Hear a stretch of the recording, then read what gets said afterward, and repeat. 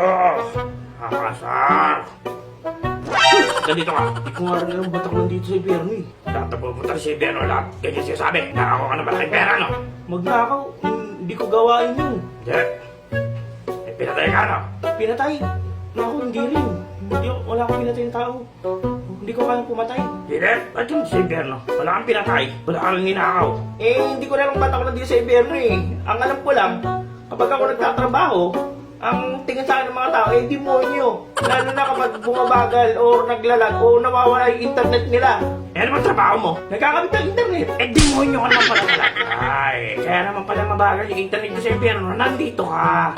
Ha? Pag di mo inayos yung internet ko sa impyerno, eh susunugin kita rin sa impyerno, ha? Bumalik ka sa lupa.